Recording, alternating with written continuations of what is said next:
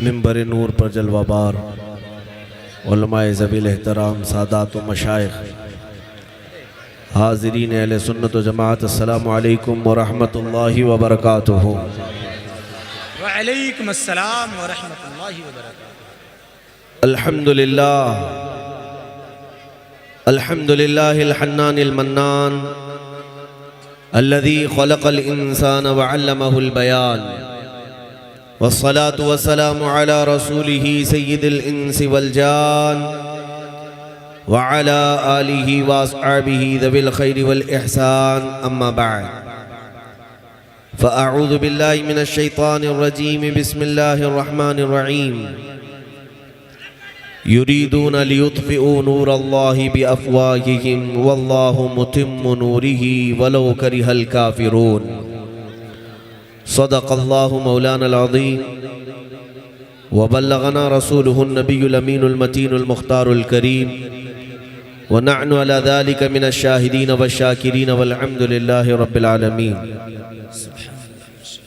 बारगाह रिसालत मुआब सल्लल्लाहु तआला अलैहि वसल्लम में दुरूद पाक का हदिया पेश करें। अल्लाहुम्मा सल्लि अला सय्यिदिना व मौलाना मुहम्मदिन मअदनिल जूदि वल करम व आलिहि व अस्हाबिहिल किराम व इब्निहिल करीम व बारिक व सल्लिम सलातन दाइमतन सरमदन अबदा। मेरे अजीज़ों, मैं तकरीर या खिताबत के लिए किसी मजमे में हाजिर होता हूँ तो इस बात के एहसास के साथ आता हूँ मिंबर पर कि मेरे आका रसूल करीम सल्लल्लाहु ताला अलैहि वसल्लम मुझे देख भी रहे हैं और सुन भी रहे हैं। अल्लाहु अकबर, सुभान अल्लाह। और जिसका ये तसव्वुर हो उसे अदब भी उतना ही करना चाहिए। सुभान अल्लाह, क्या बात है, जिंदाबाद। अगर आपका भी यही तसव्वुर है कि हम इस जलसे में, इस महफिल में इसलिए आए हैं कि ये अल्लाह के रसूल की है और रसूल पाक सल्लल्लाहु अलैहि वसल्लम इसको मुलाहिज़ा फरमा रहे हैं, तो इस मजमे में आने वाले हर बच्चे, जवान, बूढ़े के अंदर अदब आ जाना चाहिए। अल्लाहु अकबर, सुभान अल्लाह, सुभान। सबसे पहली चीज़ मेरी गुफ्तगू की यही है कि अगर आप छोड़ो पकड़ो, खामोश रहो, उठो बैठो करते रहो तो ये महफिल रसूल के आदाब के खिलाफ है। बल्कि सहाबा इकराम रिदवानुल्लाहि ताला अलैहिम अजमाइन जब हुजूर पाक की हदीसें बयान होती तो ऐसे बैठते थे कि अगर उनके सरों पर अंडा भी रख दिया जाता तो गिरता नहीं। हम तन गोश होकर हुजूर पाक सल्लल्लाहु अलैहि वसल्लम को यूं सुनते। एक बार मदीने तैयबा में सैयदना इमाम मालिक रज़ी अल्लाह ताला अन्हु हदीस बयान कर रहे थे। आज का ये प्रोग्राम सलमान साउंड जोधपुर की जानिब से रिकॉर्ड किया गया है। ये हाहू करने वाली महफिलें नहीं हैं। यहाँ जोश भी आता है तो नामे मोहम्मद पे आता है। हमारे हाथ उठते हैं या नारा लगता है तो मकीने गुंबदे खजरा के नाम पे है। बाकी हमारी इन महफिलों में किसी और का कुछ जिक्र नहीं। इमाम मालिक रज़ी अल्लाह ताला अन्हु हदीस पढ़ा रहे थे अपने शागिर्दों को, और जब बैठे तो पढ़ाते पढ़ाते अचानक आपका चेहरा पीला हो गया और जिस्म बिल्कुल पीला पड़ने लग गया। आप इधर उधर कसमसाए और उसके बाद फिर हदीस पढ़ाने लग गए। हदीस पाक पढ़ाते रहे, थोड़ी देर के बाद फिर आपके चेहरे पर जर्दी, पीलापन और जिस्म के अंदर अजीब सी कैफियत नजर आ रही। शागिर्द महसूस कर रहे थे कि कुछ तो हो रहा है। थोड़ी देर के बाद फिर आप हदीस पाक पढ़ाने लगे। 3 मरतबा आपका चेहरा पूरा बदल गया, पीला पड़ने लग गया, जिस्म पूरा अजीब कैफियत का होने लगा। जब हदीस पाक का दर्स मुकम्मल हुआ, रसूल करीम सल्लल्लाहु अलैहि वसल्लम की हदीसें बयान कर चुके, फौरन दरसगाह से उठे और अंदर की तरफ चले गए अपने हुजरे में। 2 शागिर्द भी पीछे पीछे दौड़े और जब गए इमाम मालिक ने अपना जुब्बा उठाया तो पीठ पर एक काला बिच्छू डंक मार रहा था। काला बिच्छू पीठ पर डंक मार रहा था। इमाम मालिक ने फरमाया, देखो कोई कीड़ा है, कोई डंक मार रहा है बिच्छू, उसे निकालो। शागिर्दों ने पकड़ करके निकाला। इतना जहरीला बिच्छू था और वो पीठ पर डंक मार रहा था। तो सारे लोगों को जब खबर हुई, इलाज मुआलजा हुआ, आपसे अर्ज किया हुजूर जब कोई चीज़ ईज़ा देने वाली करीब में आए तो उसे मारने का हुक्म है शरीयत में। इमाम मालिक फरमाते मुझे एहसास तो था कि मेरे पीठ पर बिच्छू डंक मार रहा है, लेकिन मैं बयान कर रहा था रसूलुल्लाह की हदीसें। अल्लाह अकबर, अल्लाह अकबर। मैंने ये सोचा कि मेरे मुस्तफ़ा की हदीस के अदब के खिलाफ ना हो जाए, इसलिए मैंने अपने पीठ पर से बिच्छू को नहीं हटाया। मेरे अजीजों, ये असलाफ हमारे हैं जिन्होंने हमें इश्क रसूल दिया है, विरासत में बारगाह रसूल का अदब दिया है। आज अगर सबसे ज्यादा अदब मेरे आका का कोई किसी जमात को करना चाहिए तो अहले सुन्नत व जमात। बहुत अच्छा, बहुत अच्छा। सुन्नियों को सबसे बड़ी ताज़ीम व तौकीर बजा लानी चाहिए। अब आओ, मैं इस जलसे के मुतालिक चंद बातें अर्ज करूंगा। आज हिंदुस्तान भर के जो हालात हैं, पहली बात मैं वजाहत भी कर दूं कि ये मिंबर जो सजाए जाते हैं वो हमारी तारीफ के लिए नहीं।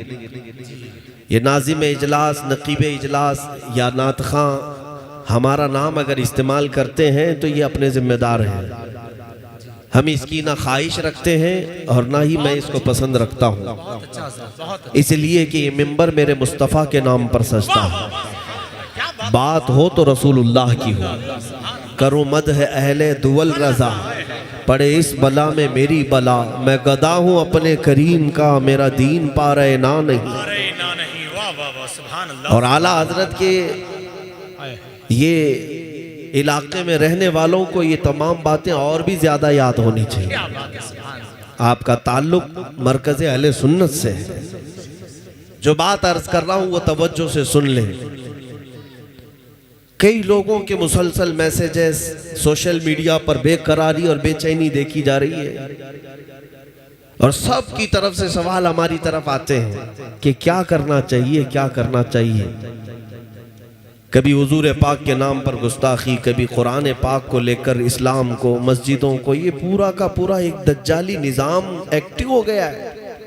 सबके सब हाथ धोकर पीछे पड़े हैं, इनका टारगेट सिर्फ इस्लाम और मुसलमान है। क्या होगा हमारा? ये पूरी ताकतें झोंक देंगे अभी हिंदुस्तान में।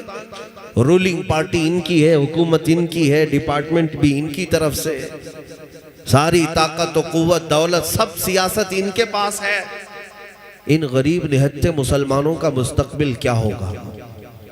कुरान की आयत मैंने इसीलिए पढ़ी खुतबे के बाद। अल्लाह फरमाता है युरीदून लियुत्फिऊ नूर अल्लाहि बिअफ़वाहिहिम, कुछ खबीस ये चाहते हैं कि अपने मुंह के फूंकों से अल्लाह के चिराग को बुझा दें।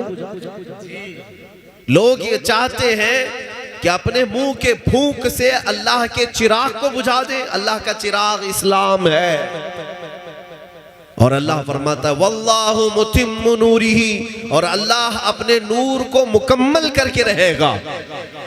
ये दीन पूरी दुनिया पर गालिब आकर रहेगा, चाहे तुम्हें पसंद हो या ना हो। क्या बात, बेशक बेशक, सुभान अल्लाह, सुभान। नफरत में तुम कुड़ते रहो, जलते रहो, लेकिन इस्लाम की फितरत में कुदरत ने वो लचक दी है, जितना ही दबाओगे उतना ही वो उभरेगा। बेशक। ऐ मेरे गयूर नौजवानों, जो बेकरारी के आलम में जी रहे हैं, जो सरासीमगी तुम्हारे दरमियान फैली है, जो डर और खौफ के माहौल में तुम्हें आज जिस कैफियत ने मुब्तला किया है, मैं एक बात अर्ज करूंगा, कुछ नहीं होना है। इस्लाम का कुछ नहीं बिगड़ेगा, मेरे रसूल की ज़ात का कुछ नहीं होना है।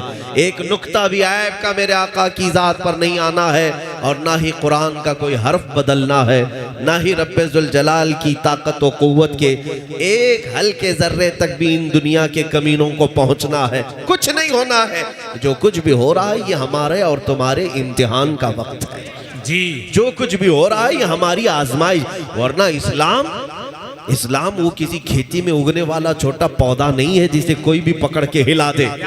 इस्लाम उस अजीम दरख्त का नाम है जिसकी जड़ें तहतुस्सरा में, शाखें औजे सुरैया पर है। इसका तना तो दूर की बात, इसका पत्ता नहीं हिला सकते हैं। और हर जमाने में इस्लाम को मुकाबिलों से, मुनकिरीन से और दुश्मनों से मुकाबला रहा है, लेकिन हर दौर में इस्लाम फलता फूलता रहा है। बेशक बेशक। और आज भी कान खोल करके सुन ले वो जालिम, तुम पूरी ताकतें लेकर के भी मेरे इस दीन का कुछ न कर सकोगे। ज्यादा से ज्यादा हमारी गर्दनें मार सकते हो, ज्यादा से ज्यादा हमारे बच्चे मार सकते हो, ज्यादा से ज्यादा बिल्डोजर चला करके ये बिल्डिंगें तोड़ सकते हो, लेकिन एक बात याद रखना, एक चिराग बुझाओगे मौला 100 चिराग रोशन करेगा। बेशक बेशक। 100 चिराग रोशन करेगा। और हमारा मामला तो ये है मेरे अजीजों, मैं डर और खौफ से तुम्हें निकालने के लिए बात कर रहा हूँ। डर और खौफ सुन्नियों को तो जेब देता भी नहीं जी। और जिसके निगहबान आला हजरत हो और वो अपने दर्स में ये हम सबको समझाते भी हो, खौफ ना रख रजा जरा तू तो है अब्दे मुस्तफा।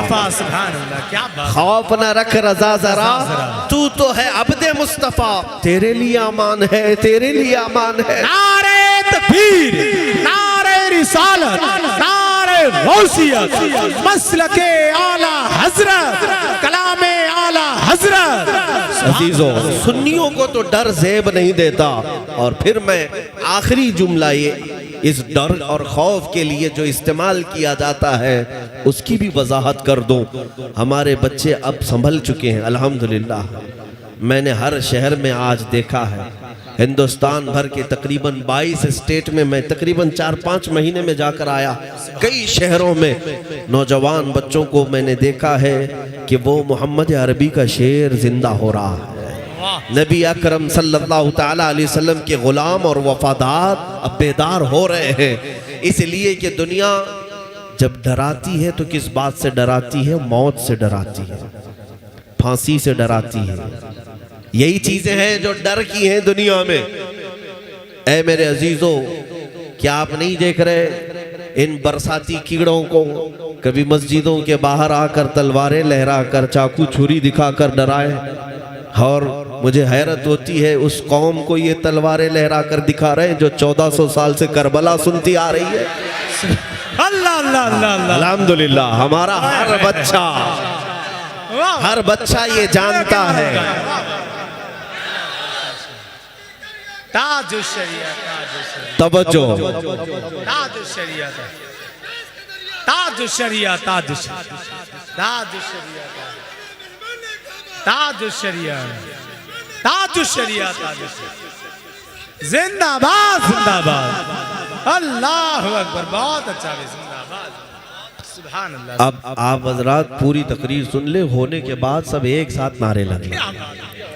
आप लोग नारे ज़्यादा लगाते हैं और जाहिर सी बात है सुन्नियों के ही यहाँ ये माहौल है कि नारे तकबीर और नारे रिसालत में हमारे यहाँ वो असर है जिसको इकबाल ने कहा था। हाँ, बात सच्ची है। वो हमारे उन्हीं जवानों का नारा है जिसके लिए इकबाल कहा था, कुफ्र दम तोड़ देगा टूटी हुई शमशीर के साथ। क्या बात है। कुफ्र दम तोड़ देगा टूटी हुई शमशीर के साथ, अगर तुम निकल आ जाओ एक बार नारे तकबीर के साथ। हाँ, ये हमारे नारों का असर है। मैं जो बात अर्ज कर रहा था आप तवज्जो से सुन लें। बहुत अच्छी। दुनिया के पास सबसे ज्यादा डराने के लिए जो चीज होती है वो मौत है। तुम्हारी मौत, तुम्हारी फांसी, तुम्हारी सजाए मौत, यही तमाम चीजें हैं। लेकिन मेरे अजीजों, नौजवानों, मेरे बच्चों, आपसे ये बात मैं अर्ज करना चाहूँगा, मौत तो आनी है, इस बात में किसी को इख्तिलाफ नहीं। आज या कल मलकुल मौत हमारे घर भी आने हैं। पाँव रगड़ कर के अपने बिस्तर पर या हॉस्पिटल पर मर जाने से तो बेहतर है मेरे मुस्तफ़ा की इज्जत पर कुर्बान हो जाए। इससे बेहतर मौत क्या हो सकती है?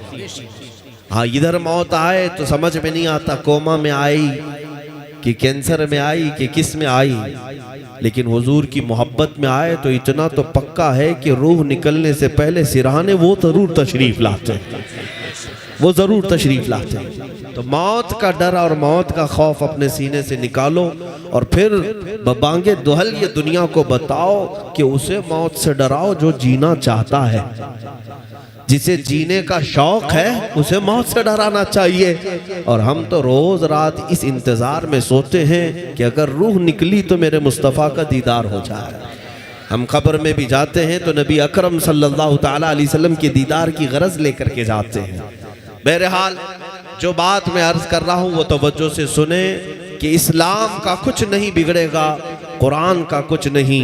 रसूल पाक की ज़ात का हाल तो ये है, ये हजार भौंकते रहें कुछ ना होना है, रहेगा यूं ही उनका चर्चा रहेगा, रहेगा यूं ही उनका चर्चा रहेगा। पड़े खाक हो जाएं जल जाने वाले, या रसूल अल्लाह तू घटाए से किसी के न घटा है न घटेगा, जब बढ़ाए तुझे अल्लाह ताला तेरा। मिट गए मिटते हैं मिट जाएंगे आदा तेरे, न मिटा है न मिटेगा कभी चर्चा तेरा। हुजूर पाक की जात का भी ये कुछ ना कर सकेंगे, लेकिन इतनी बात जरूर है कि तुम्हारा और हमारा इम्तिहान हो रहा है। ये जो हालात पैदा हुए, इस्लाम खत्म नहीं होना है, ना कुरान को और ना ही रसूल पाक की सीरत को, ये सब बरकरार रहेंगी चीजें, लेकिन तुम्हारा और हमारा इम्तिहान है। जालिमों को गर्दन पर हमारे मुसल्लत किया जाता है, दुश्मनों को हमारे ऊपर मुसल्लत किया जाता है हमारे इम्तिहान के लिए। अब उनका अंजाम क्या होगा वो तो दुनिया देखेगी, लेकिन ऐ मेरे अजीजों, इस इम्तिहान की घड़ी में अब ये देखा जाएगा कि बगैर सिर्फ और सिर्फ टोपी और दाढ़ी के नाम पर मुसलमान है या फिर हकीकत में अपनी जान से हुजूर के लिए कुर्बान। हाँ, अब ये सब आपको एक साल के अंदर देखना बड़े बड़े चेहरे सामने आने लग जाएंगे। ये इम्तिहान की घड़ी इसलिए आई है कि ये पता लग जाए कि इस जमात में कितने खरे हैं और कितने खोटे हैं। हुजूर पाक सल्लल्लाहु ताला अलैहि वसल्लम की नामूस के लिए, कुरान की अजमत के लिए और इस्लाम की बुलंदी के लिए इन हालात में वही डटा रहेगा, वही जमा रहेगा जो खरा होगा, और जो अंदर से खोटा है वो जल्दी से पार्टी बदल लेगा। हाँ, आज पार्टी बदलने का जमाना है, फौरन उधर गंगोत्री में चले जाएं, नहा लें और सब गुनाह पाक हो जाएंगे इनके अकीदे के एतबार से। आप नहीं देख रहे कि हर कोई ये सोच रहा है कि जालिम की पनाह में आ जाएं तो अच्छा ही है।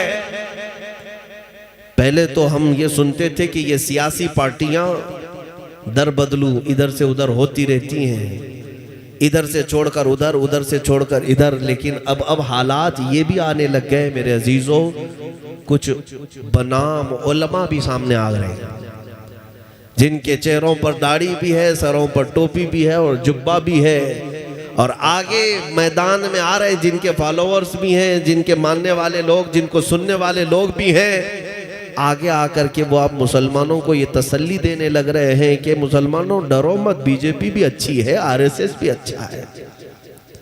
ये वही गद्दार हैं, ये वही मुनाफिकीन हैं जो इस इम्तिहान के बाद इनका खोटा होना अल्लाह ताला ने सब पर जाहिर फरमाया। इसलिए मेरे अजीजों, ऐ सुन्नी मुसलमानों, इन जालिमों से ज्यादा तुम्हें जिस चीज से अपनी आप की हिफाजत करनी है वो जमात के अंदर मौजूद गद्दारों से अपनी हिफाजत करनी है। बहुत अच्छा। हाँ, ये जो दुश्मन है वो तो तुम्हें कुछ नहीं कर सकेंगे, बल्कि वो जब गुर्रा आएगा तुम्हारा जज्बा और बुलंद होगा। जब भी दुश्मन छेड़खानी करेगा तुम्हारे जज्बात और बुलंद होंगे और तुम्हारा ईमान मजबूत होगा, मुझे डटा रहना है। लेकिन उन दुश्मनों से ज्यादा अगर तुम्हें कोई नुकसान पहुंचाता है तो तुम्हारी जमात के अंदर मौजूद मुनाफिक आकर के कहता है, अरे भाई छोड़ दे, हालात खराब हैं, छोड़ दे, खामोशी इख्तियार कर, हिकमत से चल, मसलहत के साथ चल, उनका भी हाथ मिला ले, इनका भी हाथ मिला ले, गधे को भी बाप बोल। ये वही लोग हैं जो तुम्हारे हौसलों को पस्त करते हैं, जो तुम्हें बुज़दिल बनाते हैं। इसलिए मेरे अजीजों, मैं आपसे कहता हूं, इन मुनाफिकीन की सोहबत में रहना तुम्हारे लिए इतना खतरनाक है, इतना खतरनाक है कि वो वक्त भी आ जाता है कि जो इन मुनाफिकीन की बुज़दिली का शिकार होता है वो ईमान से भी हाथ धो बैठता है और मेरे नबी की इज्जत पर समझौता भी कर लेता है, समझौता भी कर लेता है। ये मेरी देखी हुई बातें मैं आपके सामने अर्ज कर रहा हूं। इसलिए हालात का बहाना कोई ना बनाए। हालात हमारे लिए हर जमाने में ऐसे ही रहे हैं, बल्कि इससे सख्त भी रहे। आज 5 साल भीख मांग करके आने वाली जो हुकूमतें हैं, कुर्सियां सजाई हुई बैठी हैं, इनसे अगर तुम्हें डर लगता है तो तुम्हें मैं चंद 100 साल पहले ले जाऊं, जब इस पूरे अखंड भारत पर अकबर जैसे डिक्टेटर की हुकूमत थी। अकबर बड़ा जालिम और वो मुर्तद हो चुका था और एक नया दीन कायम कर चुका था, मेरे नबी के दीन को खत्म करके। उसके एतबार से ऐलान कर चुका था कि अब दीन मुस्तफा पुराना हो चुका है, एक नया दीन शुरू होगा। वो ऐसा बादशाह जो इलेक्शन से आया नहीं, वो ऐसा बादशाह जो जमहूरियत का नहीं, बल्कि खुद साख्ता, खुद का पावर, लाखों की फौज उसके पास। उस वक्त का भारत, उस वक्त का हिंदुस्तान जिसमें पाकिस्तान, बांग्लादेश, अफगान की सरहदें, ईरान की सरहदें भी आती थी, इतना बड़ा भारत का वो अकेला बादशाह जब ये ऐलान कर दे, तब तो हालात और कितने खराब रहे होंगे। आज जो लोग कहते हैं ना हालात खराब है, उस वक्त एक जालिम की हुकूमत है, फौज उसके पास, पुलिस उसके पास। बादशाह के खिलाफ कोई कह दे बात तो वो तो मौत की सजा, फांसी पर चढ़ जाएगा। लेकिन जब नया दीन वो शुरू किया, उलमा भी थे, मदारिस भी थे, मस्जिदें भी थी। मस्जिदों में उसने अजान बंद करके सीप बजाने का हुक्म दिया था। मिंबर पर मूर्तियां रखी जाएंगी, उसके नए दीन के एतबार से। लेकिन जानते हो आज हालात खराब होने और मसलहत और हिकमत की बात करने वालों से मैं कहता हूं, चंद 100 साल पहले जाओ, उस अकबर जैसे डिक्टेटर और जालिम के जमाने में ये कह कर के उलमा खामोश नहीं बैठे कि हालात बहुत खराब है, जालिम की हुकूमत है, बल्कि उसके जुल्म के बावजूद भी मिंबर से बरसरे ऐलान एक मुजद्दिद उठता है जिसे अहमद फारूकी सरहिंदी कहा गया, और नारा भी लगाया कि अगर इस धरती पर कोई दीन बाकी रहेगा तो मुस्तफा का दीन रहेगा। इस्लाम के नाम पर जो रहेगा वो दीन मोहम्मद ही रहेगा, किसी अकबर का लाया हुआ दीन नहीं चलेगा। इस पादाश में मुजद्दिद अल-फैसानी को ग्वालियर की जेल में बंद कर दिया गया, 8 साल तक जेल में रहे। बादशाह ने उन उलमा को कैद कर दिया, तो क्या ये कैद हो जाने के बाद उनका मिशन और उनकी तहरीक बंद हो गई? नहीं, मुजद्दिद साहब 8 साल तक ग्वालियर की जेल में रहे, और जब 8 साल के बाद मुआयना करने के लिए गए तो तकरीबन 700 मुजरिम और कैदियों को तो वो आलिम बना चुके थे। वहां पर दरसे कुरान देते थे, तफसीर पढ़ाते थे, हदीस पढ़ाते थे। अरे जेल नहीं, इश्क़े रसूल का मरकज बन चुका था। हाँ, तुम अगर आशिकों को छोड़ोगे वो जहां बैठेंगे वहीं दिया रोशन करेंगे, जहां चिराग बुझाओगे, कोशिश करोगे, अल्लाह ताला वहीं से चिराग रोशन करेगा।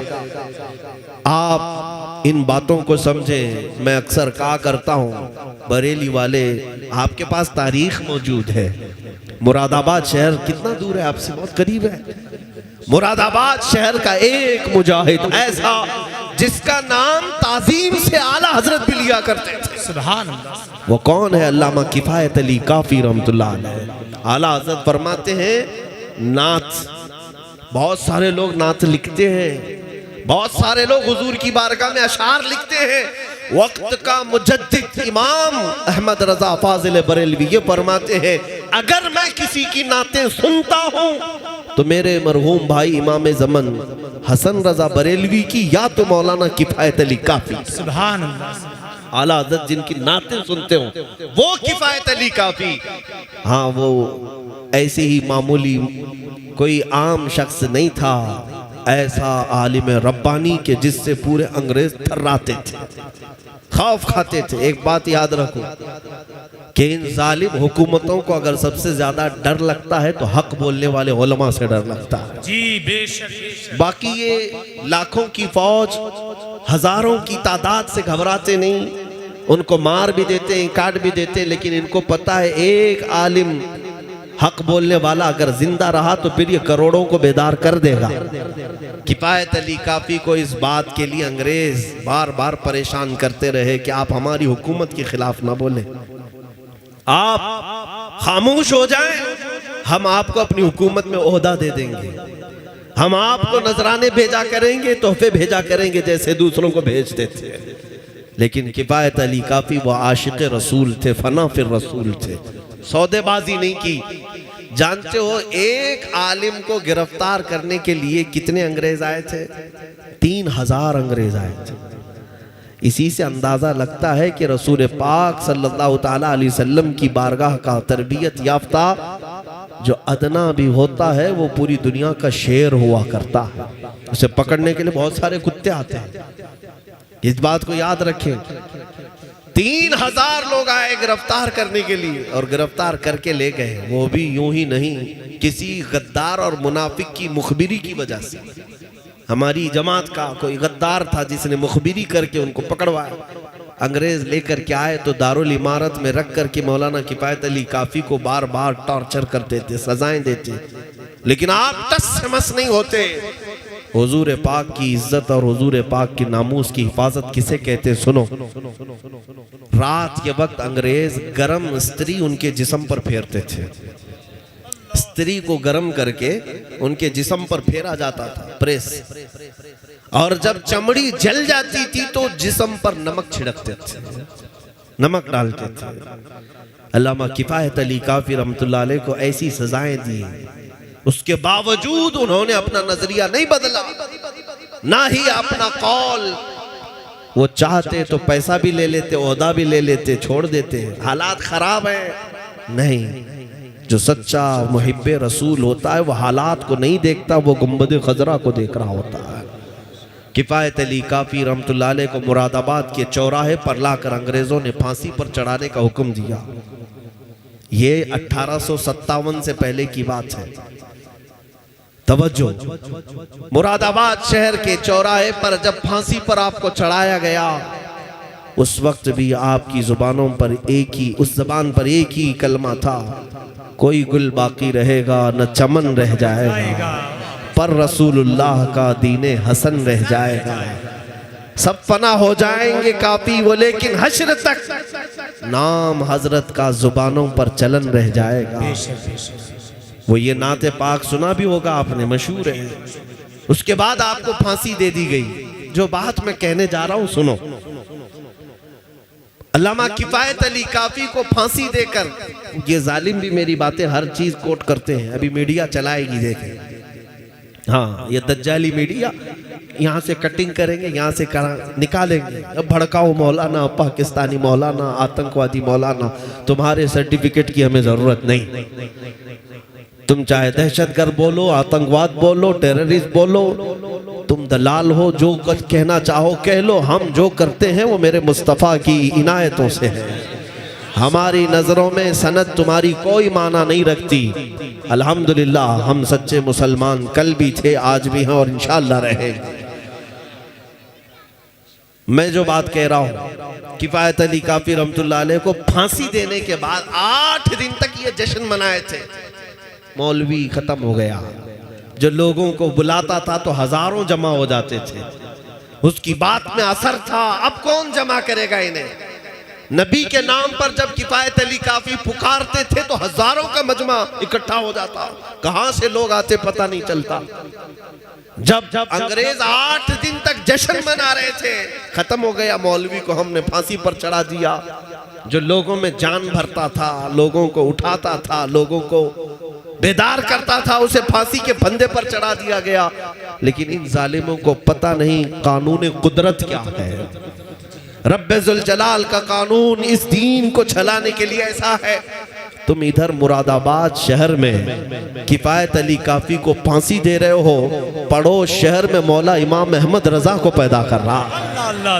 एक आशिक रसूल को तुमने सूली पर चढ़ा करके ये तस्वुर कर लिया कि आप लोगों को इश्क के जाम पिलाने वाला चला गया, लेकिन अल्लाह करीम ने ऐसा आशिक रसूल दोबारा पैदा किया कि वो उठा तो सिर्फ बरेली नहीं, न मुरादाबाद, न हिंदुस्तान, बल्कि अरब में, अजम में, अफ्रीका के सहराओं में भी ये बात गूंजने लग गई। मुस्तफ़ा जाने रहमत पे लाखों सलाम, शमे बज़ में हिदायत पे लाखों सलाम, डाल दी कल्ब में अज़मत मुस्तफ़ा। ये हर बच्चा पुकारता है आज, सैयदी आला हजरत पे लाखों सलाम। उस मुजद्दिद ने ऐसा जाम जाम पिलाया। अगर मैं कहता हूँ तकरीरें सुनने का मौका नहीं मिलता तो जरा हदायत बख्शिश पढ़ लिया करो, आला हजरत के कलाम सुन लिया करो, तुम्हारा ईमान बेदार हो जाएगा, तुम्हारी कुव्वत इश्क में इजाफा हो जाएगा। हो सकता है आज तकरीरों का रिवाज अलग हो गया है, खिताबत के रिवाज अलग हो गए हैं, नपे तुले अंदाज में अल्फाज को सजा सजा करके बयान करना नहीं। मेरे अजीज आला हजरत को उठाओ, अगर कभी तुम्हें बेकरारी हो, बेचैनी हो, आला हजरत को पढ़ो, वो तुम्हें ऐसा जाम पिलाएंगे अगर आंखें बंद करो तो सिर्फ गुंबदे खजरा ही नजर आने लगे। उनके निसार कोई कैसे ही रंज में हो, जब याद आ गए हैं सब गम भुला दिए हैं। उनकी महक ने दिल के गुंचे खिला दिए हैं, जिस राह चल दिए हैं कूचे बसा दिए हैं। उस मुजद्दिद ने हमें इश्क का जाम दिया है। इसीलिए मेरे अजीजों, जो बात मैं कह रहा हूँ वो ये है कि कुछ नहीं होना है इस्लाम का और कुरान का और अजमत इस्लाम का। जो कुछ भी है आज हमारा और तुम्हारा इम्तिहान है। इस्लाम तो करबला के मैदान में भी लहलहाता रहा, हुसैन कट गए, बच्चे शहीद हो गए, लेकिन क्या इस्लाम खत्म हुआ? अहमद बिन हम्बल की पीठ पर कोड़े मारे जाते रहे। इमाम वक्त को, इमाम आजम अबू हनीफा का जनाजा जेल से निकाला गया, जेल की सलाखों में आपको रखा गया। तो क्या इस्लाम खत्म हो गया, फीका पड़ गया? इस्लाम चंगेज के जमाने में भी लहरा रहा था, हलाकू के जमाने में भी लहरा रहा था। हर सालिम अपनी अपनी ताकत के मुताबिक। चंगेज और हलाकू वो हैं जिन्होंने मुसलमानों की खोपड़ियों से मीनार तामीर कर लिए थे, दरियाए दजला को मुसलमानों के खून से लाल कर दिया था। लेकिन बगदाद में तब भी इस्लाम खत्म नहीं हुआ। चंगेज का दौर आया, हलाकू का दौर आया, यजीद का दौर आया, कई ऐसे जालिम आते गए, लेकिन इस्लाम का ये पौधा हमेशा हरा भरा रहा। आज के जालिमों, तुम कान खोल करके सुन लो, ना तुम अपनी ताकत में चंगेज को पहुंचते हो, ना हलाकू को पहुंचते हो, ना तुम अपने जुल्म में यजीद को पहुंचते हो, ना फिरौन और हामान और शद्दाद को पहुंचते हो। तुम्हारी हैसियत तो उनके कीड़ों के बराबर भी नहीं है। उन जालिम और जाबिरों के जमाने में इस्लाम अगर फल फूल रहा था तो मैं यकीन के साथ कहता हूं, लाओ तुम्हारी सारी ताकतें, फिर भी यकीन ये कहता है कि सारे अंधेरों के अंदर भी अगर कोई रोशनी होगी तो मेरे दीन इस्लाम की होगी, बात है, वाह वाह वाह वाह, कुरान की होगी, मेरे मुस्तफा के नाम की होगी। अजीजान गिरामी, मैं अपने बच्चों को यही बात कहना चाहता हूँ, हुजूर पाक सल्लल्लाहु ताला अलैहि वसल्लम के नाम पर अगर डराया जा रहा है, डरने की जरूरत नहीं। हाँ, शर्म और खौफ उसे होना चाहिए जो रेप के केस में अंदर जा रहा हो। जी, क्या बात। शर्म और आर उसे हो जो चोरी के केस में अंदर जा रहा हो। अगर जराइम पेशा आदमी है, उसे जेल जाना पड़ रहा है तो सर झुका कर जाए। लेकिन इन जालिमों के सामने ये बात खुलकर कहना, अगर नाम मुस्तफा की बात आए, दोनों हाथ भी हाजिर है, पैर भी, इतना ही नहीं गर्दन भी हाजिर है मेरे नबी के नाम। सुभान अल्लाह, सुभान अल्लाह, लब्बैक लब्बैक लब्बैक या रसूल अल्लाह, लब्बैक लब्बैक लब्बैक या रसूल अल्लाह, लब्बैक लब्बैक लब्बैक या रसूल अल्लाह, लब्बैक लब्बैक लब्बैक या रसूल अल्लाह। नारे तकबीर, नारे रिसालत, मसलके आला हज़रत हज़रत हज़रत। अगर तुम्हारे सीने में ईमान मजबूती से आ गया तो फिर तुम्हें बड़ी कुछ ताकतें हासिल करने की जरूरत भी नहीं, कुछ तुम्हें करने की जरूरत नहीं। तुम्हारा चलना फिरना भी कुछ लोगों के लिए अजाब बन जाए। हाँ, तुम खाली हुजूर की सुन्नतों पर आकर के देख लो, एक बार ये मजमा तय कर ले कि जितने हैं अब सब दाढ़ी रख करके निकलेंगे, जितने हैं सब मेरे मुस्तफा की दाढ़ी सजा करके जाएंगे। फिर सुनो सुनो, मैं हाथ उठाने वाला आदमी नहीं हूं, वो नाथ खान लोगों से आप उठवाइए। अपने दिल से अगर तुम उठ गए तो बस काफी है। आज अगर यह अहद कर लिया कि मैं नबी पाक की सुन्नत पर अमल पैरा हो जाता हूँ, मैदान में उतरता हूँ, फिर तुम देख लेना, चलोगे फिरोगे, न तुम्हारे हाथ में किसी हथियार की जरूरत है, न किसी सामान की जरूरत है। जालिमों के दिलों पर अल्लाह वैसे ही तुम्हारी दाढ़ी का रौब पैदा फरमाता है, क्योंकि ये तुम्हारी अपनी नहीं है, ये मुस्तफ़ा करीम की सुन्नत है, नबी करीम सल्लल्लाहु ताला अलैहि वसल्लम की सुन्नत है। आला हज़रत ने एक वाक़या लिखा है, सहाबी रसूल हज़रत सलमा बिन अकवा का। एक सहाबी है जिनको हुजूर कहा, सिपह सालार कहा जाता था, जमात का सिपह सालार, राजिलु रसूलिल्लाह, पैदल चलने वाले जितने भी हुजूर के सिपाही थे उनके ये सिपह सालार होते हजरत सलमा बिन अकवा। एक बार तवज्जो, मेरे आका के जो गुलाम होते हैं वो कछार के वो शेर होते हैं कि सामने की ताकतों को कभी नहीं देखते, कभी नहीं देखते। मदीने तैयबा में एक शख्स आया जिसका नाम था अब्दुर्रहमान काररी, कार्रा का रहने वाला, 400 लोगों को लेकर रात के वक्त आया और एक बागीचे में हमला किया, आग लगा दिया, दरख्त जलने लग गए और बहुत सारा वहां पर जो माल था, खजूरें, सामान, सब लूट करके भागने लगा। रात के वक्त सब सोए हुए थे और रास्ते में कोई नहीं था, सिर्फ हजरत सलमा बिन अकवा, ये एक ही साहबी थे। ये जिंदगी भर घोड़े पर सफर नहीं की, जहां जाते थे पैदल जाते थे, पैदल ही। इनको राजिल कहा जाता है, सिर्फ पैरों से चलने वाला। उस जमाने की सवारी थी घोड़ा। 400 लोग जब लूट मार करके मदीने से जा रहे हैं और कोई नहीं रास्ते में, ये तन्हा है हज़रत सलमा बिन अकवा, क्या करना चाहिए? मुंह छुपा ले दीवार के पीछे। अल्लाह अकबर, जब मैं वो वाकया पढ़ रहा था मेरे रोंगटे खड़े हो गए। सलमा बिन अकवा अपने यहाँ जहां खड़े थे वहीं से उठ गए और कहा, इन दुश्मनों का पीछा करूंगा, एक भी खजूर अगर इनके जेब में बाकी रही मदीने की, उस वक्त तक लड़ता रहूंगा, छोड़ूंगा नहीं। निकल पड़े। अरे 400 लोगों का पीछा करते हुए अकेले जा रहे हैं। और हैरत की बात यह, रिवायात में वो 400 डर के भाग भी रहे। अरे पलट करके आते, एक आदमी था, मार देते, नहीं, वो भगाए जा रहे, वो घोड़ों पर है और ये पैदल है।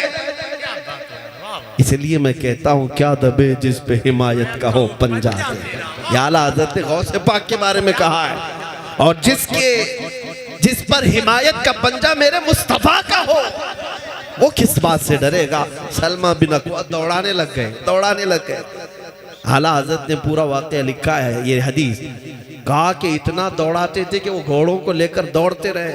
और सलमा बिन अकवा की चाल इतनी तेज थी कि घोड़े से ज्यादा तेज दौड़ते थे। और दौड़कर जब कभी कोई हाथ में आ जाता घोड़े पर बैठा हुआ, उसकी टांग खींचते, नीचे गिरता तो उसकी गर्दन पर पैर रखकर आगे भागते, वो वहीं पर तड़पता रहता। कितनों को उस काफिले से टांग खींच खींच करके गिराया और मारते चले गए। वो 400 लोग घबराए हुए हैं एक सलमा बिन अकवा से, एक नबी पाक के गुलाम से। मेरे अजीजों, मैं ये बात क्यों अर्ज कर रहा हूं, तवज्जो। अक्ल इस बात को तस्लीम नहीं करती ना जी, अक्ल इस बात को नहीं मानती कि ऐसा कैसे एक आदमी 10 से भी नहीं लड़ पाता, 400 की बात। हाँ, अगर अल्लाह चाहे, अगर मौला चाहे तो एक का रौब 1000 पर भी डाल सकता है, 1000 पर भी डाल सकता है। क्या आपने नहीं देखा? अरे वो तो सहाबी रसूल है, मेरे मुस्तफा के गुलाम है, उनके बाद बहुत जमाने के औलिया कामिलीन आए। अरे मैं अपने उम्मत की एक छोटी सी बच्ची की भी मिसाल देता हूँ। चंद महीने पहले हमारे कर्नाटक की सरजमीन पर एक बुर्का पोश खातून, हमारी कौम की एक बच्ची जिसके पीछे 40 कुत्ते भागते आ रहे थे, उस नौजवान लड़की के हाथ में न चाकू है, न तलवार है, न लाठी है। पलट करके अल्लाह अकबर ही तो कहा था, और क्या कहा?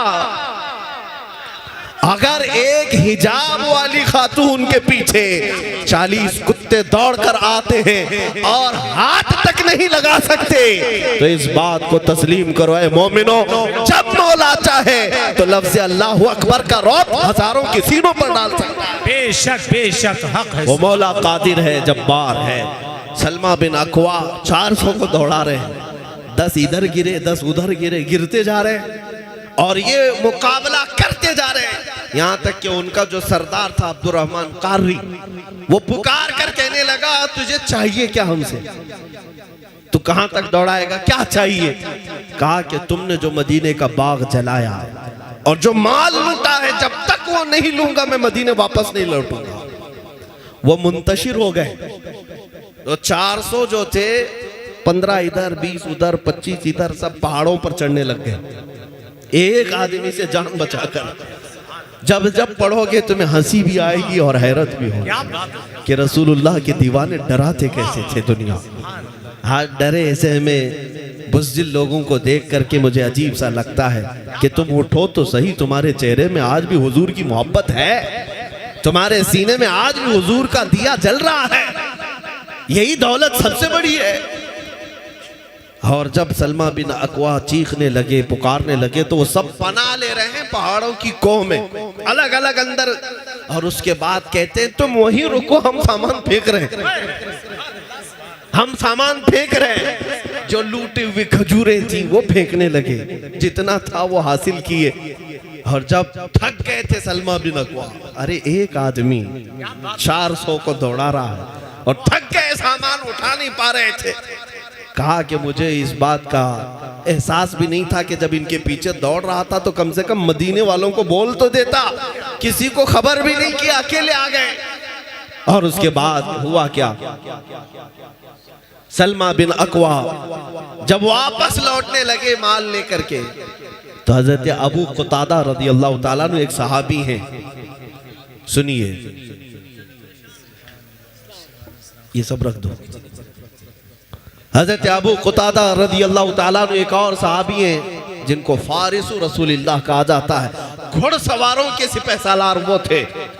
वो 10 सहाबा के साथ आने लगे हजरत सलमा बिन अकवा के पास।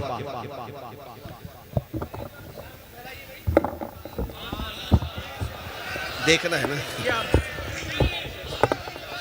जी जी, उसको पीछे कर लेना, बहुत अच्छा, उसको पीछे करिए।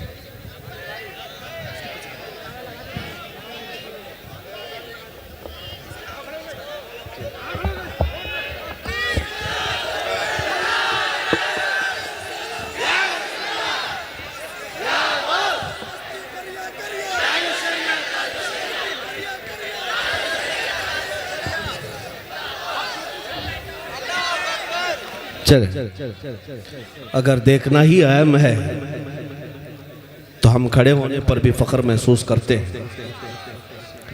हजरत सलमा बिन अकवा के पास एक सहाबी आए, हजरत अबू कुतादा, 10 सहाबा को लेकर सवार, और बीच रास्ते में आए, कहा कि सलमा बिन अकवा हम तुम्हारी मदद के लिए आए हैं, हम तुम्हारी मदद के लिए आए, चलो उनको और दौड़ाते हैं। अब तवज्जो, हजरत सलमा बिन अकवा अकेले गए थे, किसी को खबर भी नहीं किया था, मदीने में किसी को पता भी नहीं था कि अकेले 400 के पीछे भागे।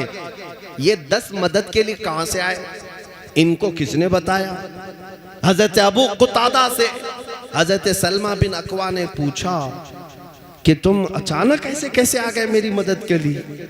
ये मदीने से काफी दूर है, पहाड़ी इलाका है, यहाँ तुम कैसे आए? सुनो, जब रसूल पाक के नाम पर दीवाना निकलता है, मौला पूरी कायनात को उसके हवाले भी करता है। सुभान अल्लाह, सुभान। हज़रत अबू कुतादा कहते हैं बात ये थी कि मेरा जो घोड़ा है जिस पर मैं सफर करता हूँ हमेशा, हज़रत अबू कुतादा का जो घोड़ा है, जिन घोड़ों की कसम अल्लाह ने कुरान में याद फरमाई, वो सहाबा के घोड़े। अबू कुतादा कहते मेरा घोड़ा जिस पर मैं सफर करता था, आज ये आया, बहुत हिनहिनाने लगा, बहुत अपने दोनों पैर उछल कूद करता था उठा उठा कर। मैंने सोचा आज तक मेरा घोड़ा ऐसा कभी किया नहीं। मैंने उसको सहलाया तो और भी धक गया, मैं उसको और करीब ले जाने की कोशिश किया तो दुम हिलाने लगा। मैंने सोचा कुछ तो बात है, तो मैंने कहा कोई बात है। घोड़ों से वो लोग बात भी करते थे। तो घोड़ा अपनी पीठ को हिलाने लगा जैसे कि सवार होने की बात कर रहा है। अबू कुतादा कहते हैं मैं समझ गया कि मेरा घोड़ा कुछ चाहता है, पानी पीना चाहता होगा, कुछ चरना चाहता होगा। मैं पीठ पर सवार हुआ और ये घोड़ा है जो मुझे तुझ तक पहुंचाया है, और किसी ने नहीं बताया, मेरे इस घोड़े ने बताया। अब मुझे बताओ उस घोड़े को खबर कैसे कि सलमा बिन अकवा अकेले लड़ रहे हैं। मेरे अजीज़ों, इस बात को पढ़ने के बाद हमें एहसास होता है नामों से रिसालत की हिफाजत के लिए अगर मैदान में उतरोगे तो अल्लाह हर जानवर को भी तुम्हारा मुत्तबा फरमा, बहुत अच्छा हज़रत, जिंदाबाद, तुम्हारे लिए मुसख्खर फरमा देगा, कायनात को तुम्हारे हवाले करेगा। इसलिए हमने देखा है नबी पाक सल्लल्लाहु अलैहि वसल्लम के गुलाम जब गए, उक़बा बिन नाफ़े एक सहाबी हैं जो मिस्र फतह होने के बाद अपने घोड़े पर बैठकर जाते थे सरहदों पर, जहां मिस्र का बॉर्डर खत्म हो गया, दरिया है, वहां जा करके देखते थे। और आगे जमीन है जहां मैं मेरे मुस्तफा का परचम लहराऊं। जमीन खत्म हो गई, समंदर आ गया। हजरत उकबा बिन नाफे चांद की तरफ देखते थे और अपने घोड़े को एड़ लगा कर कहते थे, काश अगर मेरा घोड़ा दौड़कर चांद में जाता तो वहां पर भी मैं मेरे नबी का परचम लहराता। ये जज्बा था उन सहाबा का। उनकी कोई सरहदें नहीं थी। हाँ, वो निकले थे तो अब अपने हबीब पाक के नाम पर। आज तुम्हारी ये जिम्मेदारी है मेरे अजीजों, खाना पकाना तो सबके साथ लगा है, कमाना खाना तो सबके साथ लगा है। तुम सबको ये लगता है कि मेरी दुकान का क्या होगा, मेरी जायदाद का क्या होगा, मेरी प्रॉपर्टी का क्या होगा। कभी ये नहीं ख्याल आता मेरे रसूल की इज्जत का क्या होगा। अगर उनकी इज्जत महफूज है तो हमारी इज्जत महफूज है, और अगर नबी पाक की इज्जत के साथ खिलवाड़ हो रहा है तो फिर तुम्हारा भी अंजाम हमारा भी अंजाम खराब होना ही है, बुरा होगा हमारे साथ। हम इस धरती पर जीने के काबिल नहीं रह जाएंगे, अजाब आएगा, उसमें सब गिरफ्तार हो जाएंगे। इसीलिए मैं बेदार करता हूं अपने बच्चों को, ये हुजूर पाक के नाम को जो छेड़ते हैं वो ऐसी ही है जैसे करंट के तार को। आप सबके अंदर हसासियत इतनी होनी चाहिए कि रोटी कपड़ा मकान जायदाद गटर नाले बिजली इन तमाम बातों पर तो कंप्रोमाइज हो सकता है, लेकिन हुजूर की इज्जत के नाम पर कोई कंप्रोमाइज नहीं होना चाहिए। बेशक ये मुसलमान जब तक ऐसा अकीदा ना रखे वो ईमान उसका मुकम्मल भी नहीं। ला युमिनु अहदुकुम हत्ता अकूना अहब्बा इलैहि मिन वालिदिही व वलदिही वन नासी अजमाइन। तुम में से उस वक्त तक किसी का ईमान मुकम्मल नहीं जब तक वो पूरी कायनात से ज्यादा अपने रसूल से मोहब्बत न करे। बेशक बेशक, माँ बाप भाई बहन सारे इंसानों से ज्यादा हुजूर से मोहब्बत ना करे, उसका ईमान ही नहीं मुकम्मल है। बेशक बेशक। हाँ, क्या ये सब तकरीरों में बोलने के लिए रह गया? कहानियां सुनोगे तुम। जब मैदान अमल में उतरने की बात आई तो अमली तौर पर उतरो मेरे अजीजों। मदीने तैयबा की उन गलियों को याद करो कि आज ही मदीने तैयबा में एक नौजवान की शादी हुई, आज शादी हुई, अपनी दुल्हन को लेकर घर आया, सुहाग रात है आज। और सुहाग रात वो दूल्हा और दुल्हन की जिंदगी की यादगार रात, पूरी जिंदगी का एक हसीन लम्हा। लेकिन रात के वक्त जब दूल्हा अपनी दुल्हन के साथ मसरूफ था, आधी रात में मदीने की गलियों से आवाज आने लगी, मुशरिकीन मक्का मदीने पर हमला आवर हो गए और रसूलुल्लाह अपने सहाबा के साथ मैदान में निकल पड़े। ऐ नौजवानों, अपने घरों से निकलो। जब ये आवाज मदीने की गलियों में आने लगी, दूल्हा जो आज की रात का है अपनी सुहाग रात मना रहा हो, अपनी दुल्हन को बिस्तर पर छोड़ा और उठकर खड़ा हो गया। कहा है मेरी शरीक हयात अलविदा। एक रात का दूल्हा आज दुल्हन को लाया हो और उठकर खड़ा हो गया। कहा मुझे मेरे नबी के साथ जाना है, हुजूर निकल चुके मदीने से, मैं बिस्तर पर नहीं सो सकता। औरत ऐसी नहीं कि पैरों पे गिर जाए, अरे मुझे सुहागन को कहाँ अभागन बना रहे हो, कहाँ मुझे किसके हवाले छोड़ जा रहे हो, कौन पालेगा, कुछ नहीं। मदीने की खातून, उनकी आंचलों को लाखों सलाम। वो खातून उठती और कहती हैं, ये नौजवान ने कहा अगर तुम चाहो तो मुझसे तलाक ले लो या फिर अल्लाह की मर्जी पर कायम रहो, जो होगा देखा जाएगा, जंग में जा रहा हूं खेलने के लिए नहीं। बीवी दुल्हन खड़ी होती है, कहती है मेरे सरताज जाएं, आप किसी ऐरे गैरे के लिए नहीं, अल्लाह के रसूल के लिए जा रहे हैं, जाएं आप। और तलाक की बात क्यों करते हो? दुनिया की जिंदगी में तो शरीक हो ही गई हूं, आखिरत की जिंदगी से अलग क्यों करते हो? जाओ, अगर सही सलामत लौट आए तो गाजी की बीवी कहलाऊंगी, और अगर नहीं लौटे तब भी फिक्र नहीं, फख्र से शहीद की बेवा कहलाऊंगी। ये मदीने की खवातीन थी। वो आज की रात का दूल्हा हुजूर की इज्जत के लिए निकल पड़ा अपने घर से, और मैदान ओहद में जब पहुंचा, सुबह का वक्त था, फिर जंग का मैदान जब गर्म हुआ, जब मैदान गर्म हुआ तो जानते हैं ओहद की तारीख पढ़ने वाले या सुनने वाले जानते हैं, दोपहर के वक्त ओहद के मैदान में पासा पलट गया था, कुफ्फार और मुशरिकीन हावी हो गए। 70 70 सहाबा की शहादतें हुई उस मैदान में, उन्हीं शहादतों में इस दूल्हे की भी शहादत हुई जो एक रात का दूल्हा था। और हदीस में पढ़ो तो फिर तुम्हें पता चलेगा ये दूल्हा हंजला के नाम से मशहूर है। सुभान अल्लाह, सुभान सैयदी मौलाई आका हंजला, तुम्हारी शहादत को लाखों सलाम। लेकिन उनको एक लक़ब हुजूर ने दिया गसीलुल मलाइका। ये मलाइका की तरफ से इन्हें गुस्ल दिया गया था। शहीद को मौत का गुस्ल नहीं, लेकिन जब हंजला अपनी औरत के पास से निकले थे तो उन पर जनाबत का गुस्ल था। वो ये सोच करके नहाए नहीं कि कहीं हुजूर से मैं पीछे ना हो जाऊं। जमात निकल चुकी रसूल पाक के सहाबा की, मैं अगर ताखीर हो गया तो पकड़ा ना जाऊं, मुझ पर अल्लाह की रहमतें रूठ ना जाए। ये वो जवान थे मेरे अजीजों। आज हुजूर पाक सल्लल्लाहु ताला अलैहि वसल्लम की इज्जत की बात जब आए तो हीले बहाने मत करना, और ना ही बुज़दिली को अपने घर पर अपने दिल में आने देना। तुम जवान हो, यकीनन अल्लाह ताला ने जो जिंदगी दी है वो हुजूर के नाम पर दी है। जी बेशक। मुर्शिद गिरामी हुजूर ताजुश शरिया बदरुत तरीक़ा रहमतुल्लाह अलैह फरमाया करते, जिंदगी ये नहीं है किसी की किसी के लिए, क्या बात जिंदगी है नबी की नबी के लिए। जिंदगी हर कोई ये ना सोचे मेरी जिंदगी फलां के लिए फलां के लिए। झूठे आशिक हैं जो कहते हैं लैला मजनू वाले, क्या बात है। ये कुछ नहीं होते, ये सब झूठे किस्से हैं। कोई किसी के लिए जान नहीं देता। ये सब के सब जिस्मानी तस्कीन को इश्क का नाम देते हैं। जी क्या बात है। अपनी शहवतें पूरी करने को मोहब्बत का नाम देते हैं। क्या बात है। अरे असल मोहब्बत तो वो है जिसको आला हज़रत ने कहा, हुस्न यूसुफ पे कटी मिस्र में अंगुश्त सना, सर कटाते हैं तेरे नाम पे मर्दाने आराम।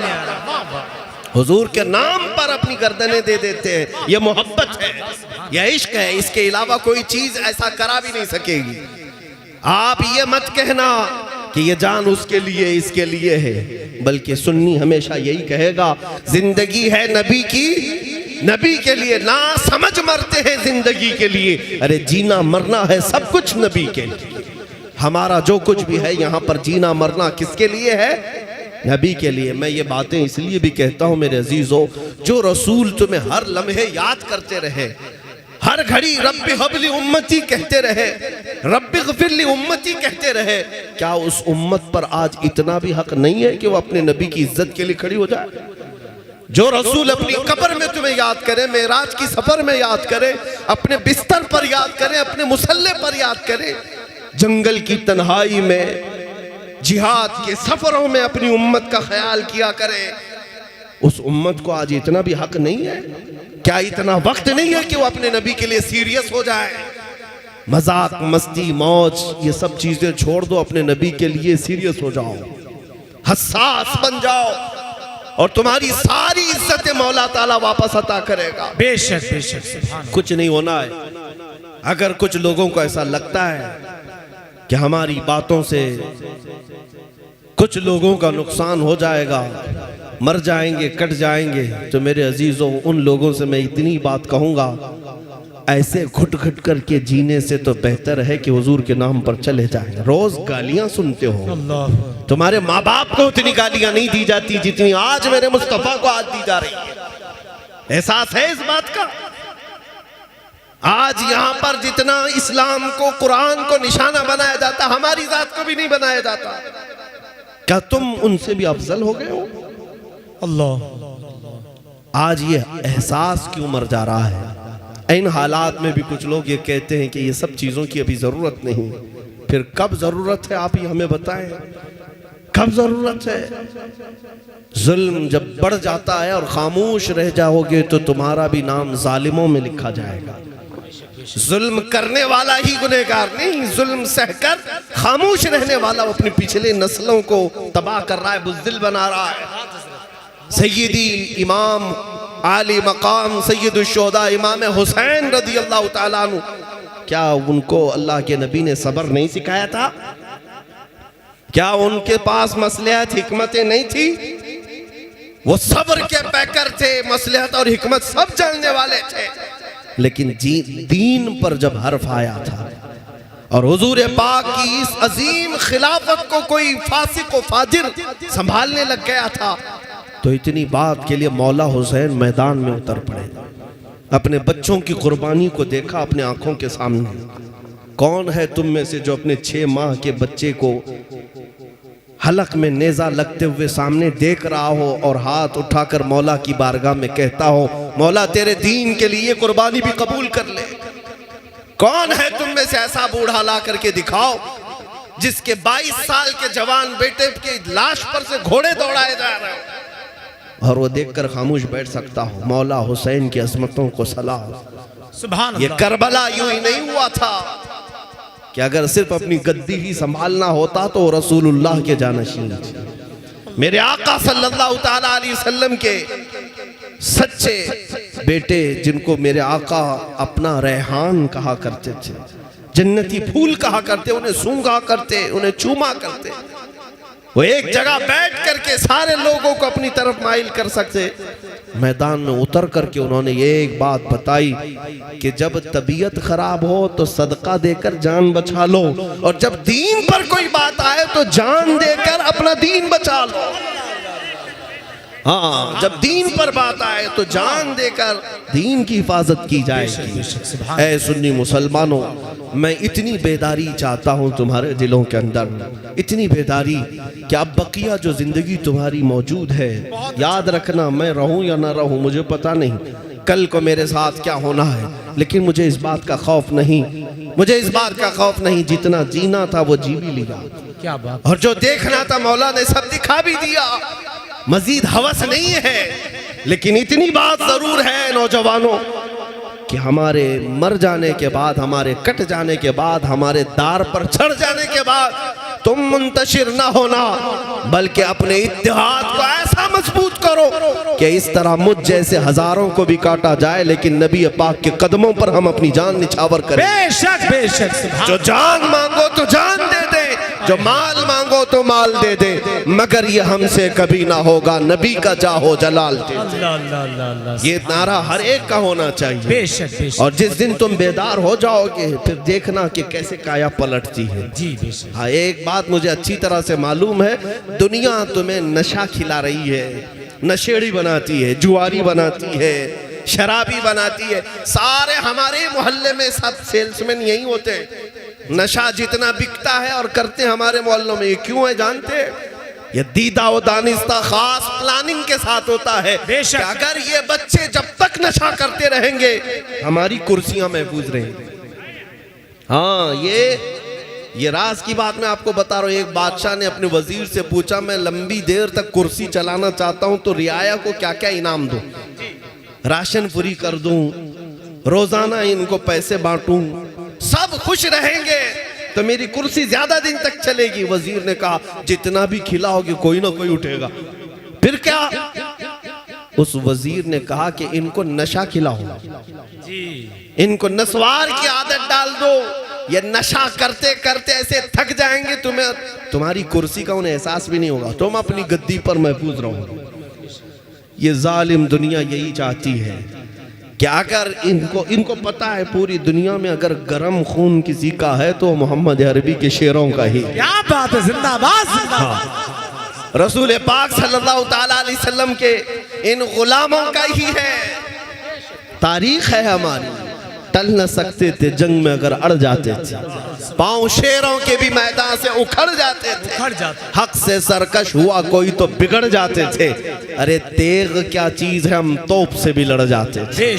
ये तारीख है और दुनिया ये जानती है। इसलिए तुम्हें जब तक वो सुला सकती है सुलाएगी, जब तक तुम्हें गाफिल कर सकती गाफिल करेगी।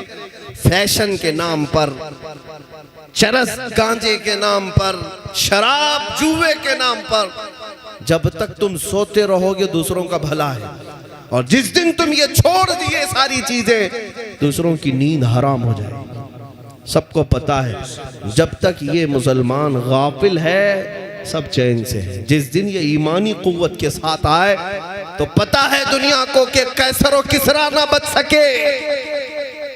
बड़ी बड़ी सुपर पावर ताकतों को इन्होंने घुटने टेकने पर मजबूर किया, तो आज भी अगर वो ईमानी गैरत अगर बेदार हो गई तो सबके लिए मसला बन सकता है, सबके लिए। इसलिए आज दुनिया में भी हमने देखा है, आज भी जो सुपर पावर अपने आप को कहता है वो चंद पहाड़ी मुसलमानों से खौफजदा है, पहाड़ी मुसलमानों से डरता है।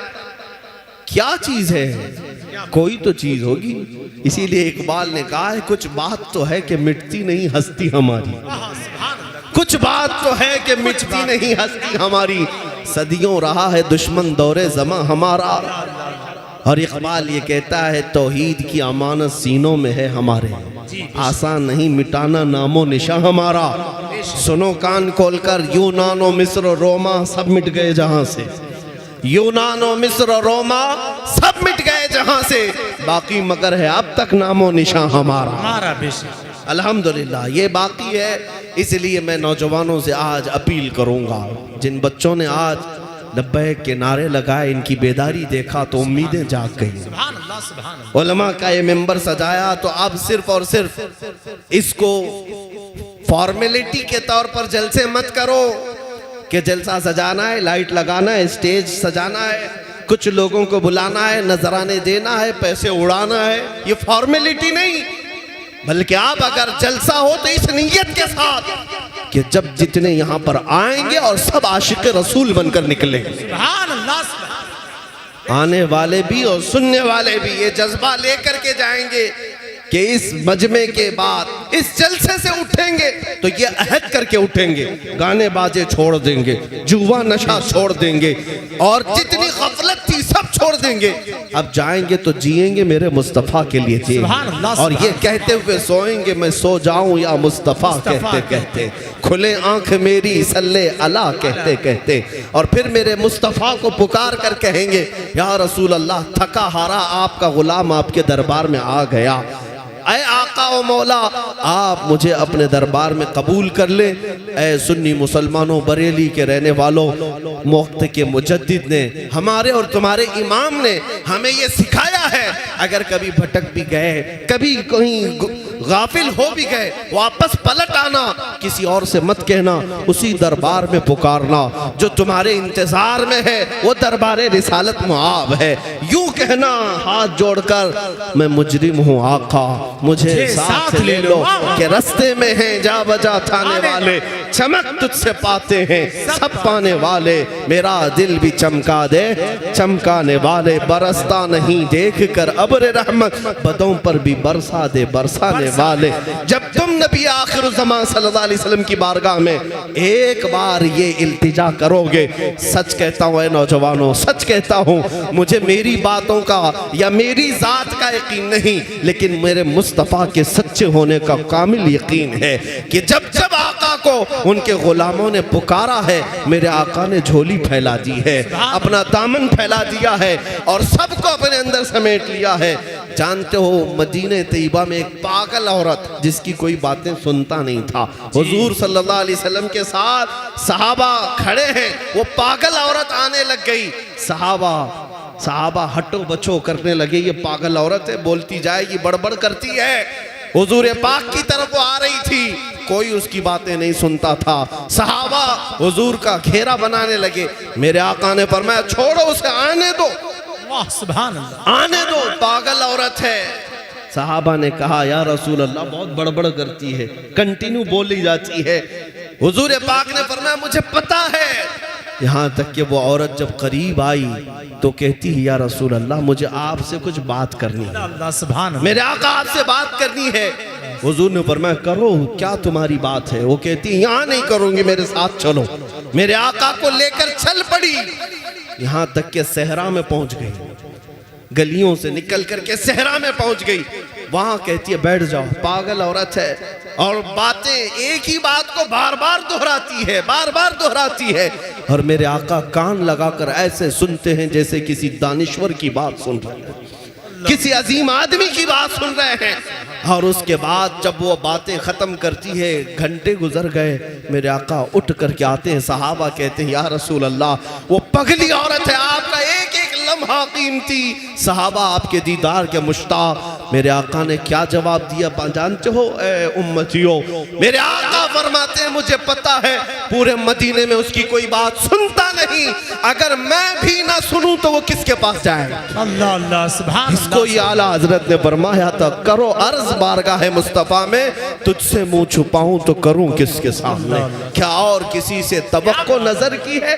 बद हैं तो आपके, भले हैं तो आपके, टुकड़ों पे यही के पले हैं, रुख किधर करें। सरकार हम कमीनों के अतवार पर न जाएं, आका हुजूर अपने करम पर नजर करें। जिस दिन तुम ये एहसास बेदार करोगे, मेरे आका आज भी अपने दामन रहमत में जगह देने के लिए तैयार है। हुजूर तुम्हारे इंतजार में हैं। हुजूर पाक सल्लल्लाहु ताला अलैहि वसल्लम अपनी उम्मत के अहवाल हर जुमेरात सुनते हैं। फरिश्ते हमारे अहवाल अमाल हर जुमेरात मेरे आका को सुनाते हैं जाकर, फला उम्मती हफ्ते भर में ये काम किया। तुम्हारे दिन के उजाले में किए हुए काम, रात के अंधेरे में किए हुए काम, सब फरिश्ते ले जाकर जुमेरात को सुनाते हैं। ऐ मुसलमानों, कभी एहसास करो कि जब जब फरिश्ते मेरी खबर देते होंगे तो क्या क्या काम मेरे आका को सुनाते होंगे। मेरे गुनाह भी, मेरी नेकियां भी। हम ये तक नहीं चाहते कि मेरे बाप को मेरी बुराइयां मालूम हो, छुप करके करते हैं। लेकिन क्या तुम्हारे अंदर ये एहसास नहीं कि जब रसूलुल्लाह को फरिश्ते मेरे बारे में सुना रहे होते हो, मेरे आका पर क्या गुजरती होगी। तुम कब तक मेरे आका सल्लल्लाहु अलैहि वसल्लम की इस तरह से हुजूर पाक सल्लल्लाहु ताला अलैहि वसल्लम तक अपने बुरे अमाल पहुंचाते रहोगे। तौबा कर लो, तौबा कर लो और बाज आ जाओ। और मैं समझता हूं कि अगर एक भी नौजवान सच्ची तौबा कर लिया, हमारा जलसा वसूल हो गया, कामयाब। उस एक की तौबा की बरकत से अल्लाह हम सब की मगफिरत करेगा इंशाअल्लाह। इसलिए आज अहद करके उठना, नबी पाक सल्लल्लाहु ताला अलैहि वसल्लम के नाम पर जब मैं जान दे सकता हूं तो कुछ गुनाह क्यों नहीं छोड़ सकता। कुछ गाने बाजे, ये गंदे निकम्मे काम क्यों नहीं छोड़ सकता। हुजूर के नाम पर मैं ये दुनिया को ठोकर क्यों नहीं मार सकता। चाहो तो तुम सब कर सकते हो। आखिर में मैं ये पैगाम दूंगा, तुम्हारा और हमारा और इस वक्त का इलाज एक ही है, इलाज एक ही है। ज्यादा मीटिंगें कर कर करके, ज्यादा नेताओं के पीछे इधर उधर झोली फैला करके तुम्हारा कुछ नहीं होना है। तुम्हारी इज्जत, तुम्हारी कामयाबी, तुम्हारी सरबुलंदी का अगर कोई रास्ता है तो सिर्फ इतना है कि मोहम्मद से वफा तूने, कि मोहम्मद से वफा तूने, तो हम तेरे हैं। ये जहां चीज है क्या लौह कलम तेरे हैं। उठो ऐ नौजवानों, कुव्वते इश्क से हर बस्त को बाला कर दो, दहर में नामे मोहम्मद से उजाला कर दो। व आखिरु दावाना अनिल हम्दुलिल्लाहि रब्बिल आलमीन। आप हज़रात बैठे रहें।